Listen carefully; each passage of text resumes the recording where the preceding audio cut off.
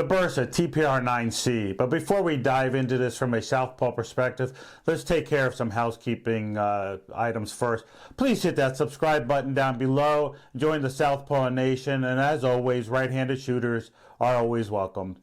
Second of all, this firearm has been checked and cleared. I'll make sure to drop the magazine.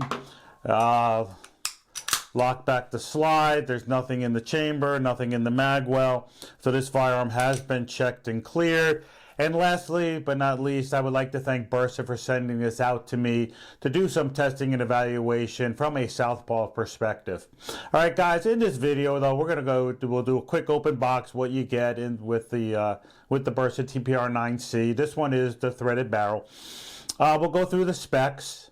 Then I will give you my initial perspective of this firearm when I got it and opened it up. I did see this at the NRA conference, but then when they sent it to me, you start to see it, from an initial perspective. Then we'll go through and I'll tell you why this is an excellent firearm for Southpaws and right-handed shooters as well. All right, guys, so let's go ahead and dive into this. All right, guys, let's go ahead and dive into the open box here, and we'll go through the specs and everything like that. So, of course, the Bersa will come in, the TPR9 will come in in a blue hard case. Very nice feature. Of course, you will get a safety lock, which is required by law and all that. You will get a manual. I'm sorry, I've misplaced my manual. You will also get, which is some people could question this feature, but this is their key for their lock here, and we'll go a little bit deeper into that. So you can lock the gun without using the magwell lock there. You will get an additional 13 plus round magazine and all that. And before we remove this from the case, and like I said, we've checked and cleared it, but again, I will drop the magazine, so you get total of two 13 plus round magazines.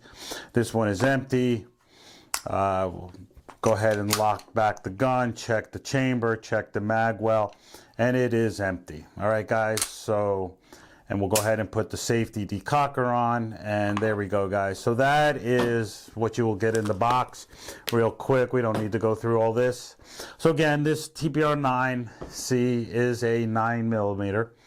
It is a double action, single action. The trigger pull that initial trigger pull is 5.5 pounds. So, I mean, you definitely feel that. I mean, after that, it gets lighter.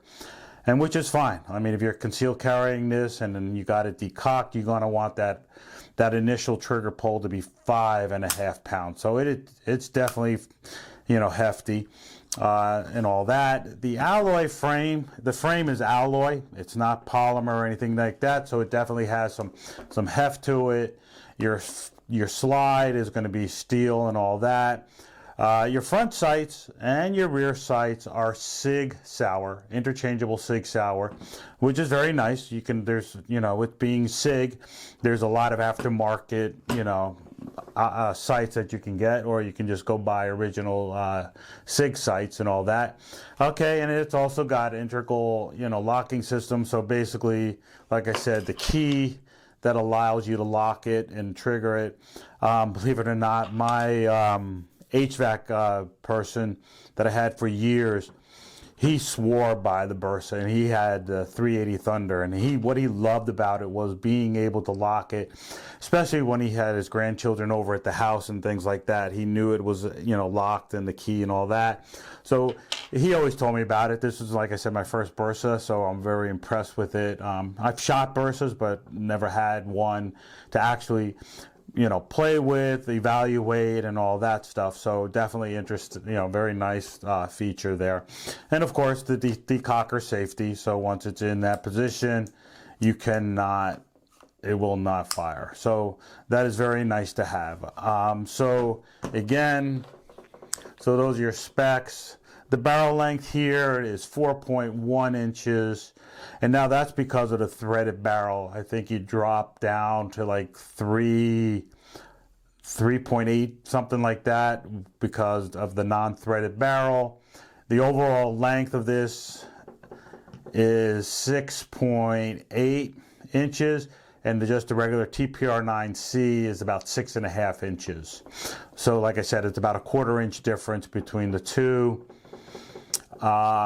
The height from here to here, you're looking at 4 3/4 inches, and the width, the girth here, man, the width is a lot more. You know, those micro compacts, and this is a compact, so even that with the polymer frame, this is still a lot bigger. It's about almost 1.5 inches, and the weight is 23 ounces.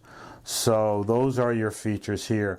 But there's a lot of nice things about this, and you know, some of the things here is, like I said, being this is not a full ambidextrous firearm, I would consider this a ambidextrous firearm. And my two criteria are your ambidextrous slide lock and your mag release button. You know, if it's totally functional without doing any modifications and having, you know, slide locks on both sides, then that to me is a fully ambidextrous firearm. So this one I would consider a ambidextrous firearm because you would have to swap out. I do not take decockers or safeties into consideration. It's just something I don't look at, and I guess maybe I should, because you know, being, you know, with a striker fire or 1911 and all that, those are something I'm going to need to reevaluate how I criteria things, and I'm looking at it more from a striker fire position here. So that's nice. I'm going to tell you, and I did a video, and I'll provide the link down below, of swapping out the mag releases, and I normally don't swap them out because I am the only southpaw in the family, so I like to keep it, you know, so it's more intuitive to my family members. If we're being right-handed, they know that the mag release is always going to be on the left-hand side. And it's just something I've gotten used to, and it's not a big deal. And honestly, I've swapped it on this one, and I keep going to the left side trying to do it. So, but like I said, this is probably one of the easiest ones to do. I mean, it's real simple. Initially, when you look at it, it's a little bit complicated because you're removing the whole grip, and then you're swapping out. There's a screw right there, and you're unscrewing it here. And another nice feature about this is, and let me pull this out here. All right, yep, is the takedown. Probably one of the easiest takedowns I've seen, man. You're basically taking that takedown lever right there, and you're sliding it off. That is it. Now, I'm not going to go through the whole breakdown, but I mean, this slide is definitely hefty, man. It definitely, even though this is an alloy frame, all your weight is in the slide and all that. So definitely a nice, everything, the milling is nice. Everything about it is quality.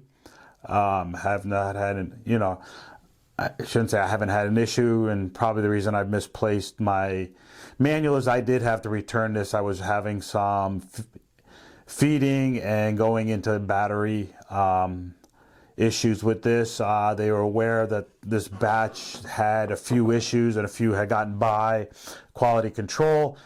Sent it out to their, you know, warranty department.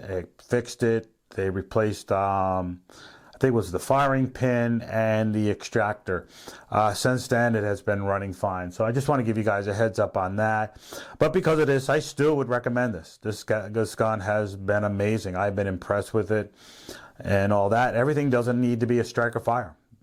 Everything doesn't need to be polymer. And this one here proves that. So highly recommend this. So, you know, and we'll go ahead from here. We'll go ahead and then let's get this. And we'll go through, and I'll give you my first impressions of this when I first got it and what I thought of it, and then what makes this a good firearm for a southpaw and a right-handed. All right, guys, let's go ahead and dive into those. Oh, one last thing, guys, here before we dive into those other areas.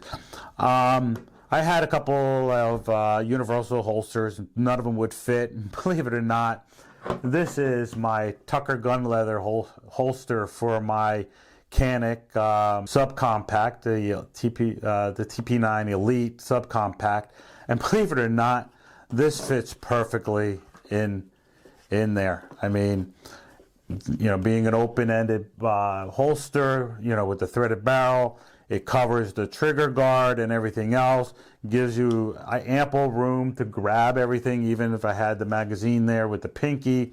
So very interesting. So guys, if you have if you have a Canik TP9 subcompact Elite, you know, check out your holster, see if it works. But definitely this one with the Tucker gun leather definitely works. You know, just wanted to show you guys. All right, so let's go ahead and I'll give you my perspective on, you know, my initial perspective of this firearm and, you know, why this makes a great firearm for everybody. Okay, guys, so what was my initial perspective of this firearm when I got it? And let me drop everything here, and I just want to make sure everybody knows this firearm has been cleared and checked. And I'll let you know, I said I saw this at the NRA convention. I did my research when I was there, you know, before I left. And I was looking for, you know, ambidextrous firearms. So I saw, you know, went to Bersa, and they were willing to send this to me. And I greatly appreciate it. It's been a joy to have it here. But when I got it here, when they shipped it to me, you know, you look at it and you're like, you start to look at it and you're like, man, this thing is outdated. You know, you start comparing it to the striker fire and all this stuff. You look and you say, oh, the grips are outdated. It's not optic ready. You know, everything you start, it's got a curved trigger instead of flat tactical trigger and all that. And I'll tell you, as soon as I shot it for the first time, all that went out the window. You're like, okay, I see why it is what it is. The grips are great. The controls are perfect. Everything about it. The trigger is great. I mean, and being, you know, an alloy frame and steel slide and all that, it controls the recoil amazing. So, you know, your initial perspective, you know, you look at everything because everybody talks about the striker fire, and you look at the latest ones that come out, the Echelon, the latest, you know, Smith & Wesson, all these, you know, they all come out, and they all look pretty close the same, and you're like, okay, why isn't this one looking like a striker fire? Well, it's not. It's a hammer fire, and honestly, it works. Doesn't need to be upgraded. You know, if they want to upgrade it, I would think they would do something totally different. You know, take the hammer fire, the alloy frames, and just create a new firearm, you know, that's optic ready and all that, but keep this one. This one has been amazing. All right, guys, so that was my first initial perspective. So, all right, guys, so what makes this an excellent firearm for both left-handed and right-handed shooters? Basically, the two things that I look for, and the main two things I look for, is how well the slide manipulation is and how well can I manipulate and how intuitive the slide lock is. And this firearm checks both of those boxes. The slide manipulation is very easy, so you're not getting, you know, having issues. And second of all, the slide lock is perfect. You know, having both on the left and right hand side, this makes it ambidextrous for everybody. So that is a nice feature. Those are the two things I look for. The mag release, you know, it's swappable and it's very easy to swap. And like I mentioned earlier, I do not swap out my mag releases just for the fact I am the only southpaw in the family. So other than that, this thing, that's why I see this being an excellent firearm. Is those points. It's very easy to control. The controls are very easy. They're intuitive. So I give it a thumbs up, guys. You know, if you like this video, please give it a thumbs up. Definitely hit that subscribe button and definitely share this video. All right, guys, be safe out there.